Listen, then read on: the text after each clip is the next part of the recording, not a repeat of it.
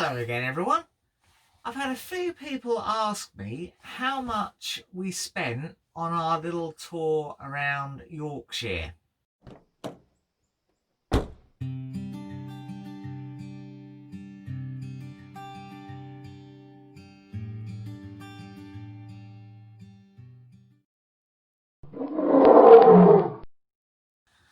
Well, keeping track of expenses while we're on holidays is not really something I've ever particularly done. I usually just have a rough feel in my head as to whether we're all right or not, really. And that's about as far as it goes. But I will try and answer the question because I have a record of the bookings I made and the price per night. And I can also make a good stab at the mileage and the diesel costs. But all the other expenses like food and things, I think I won't count because we'd have eaten if we were at home anyway. We didn't really eat out too much. We had the one meal out that we had with our friend Marilla. But the rest of the time we really ate in the van. We had a few lunches, I suppose, and tea and buns out and about. But maybe we'd have done that if we were at home anyway under normal circumstances, normal sort of non-COVID circumstances. So let's proceed to the office and come up with some calculations. Right, I've fired up the old laptop. Let's have a look at the records. So these are the site fees that we paid. You can see we didn't really have any sites over £16. Tried to stick to that sort of £15 budget mark for the CLs. We only stayed on CLs, we didn't stay on any club sites or commercial main sites. So yeah, roughly sort of £15 a night really, a total of £126 paid.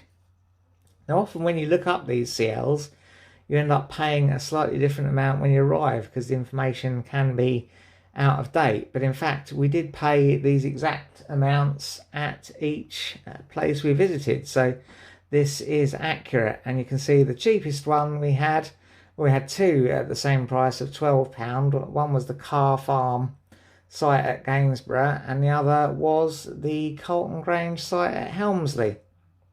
And the most expensive one was the £16 a night at the Stable Cottage Ponds at Hornsey, but all pretty reasonable really. Now, of course, some of you are probably saying to yourselves, well, Alex, you could have wild camped and saved yourself that £126, and indeed we probably could. That may well have been an option, but we didn't mind staying on the sites. It's actually very pleasant to stay on the sites, and yeah, that's just what we like to do. We may well try wild camping at some point, but never done it so far. Now, as far as diesel costs go, I reckon we did round about 500 miles on that trip. I've just put the postcodes of all the places we visited into a mapping application on the computer, and it has confirmed round about 500 miles, give or take, allowing for a few little trips out and deviations from the absolute direct route. Now, I don't know what miles per gallon our van does. I've never worked that out.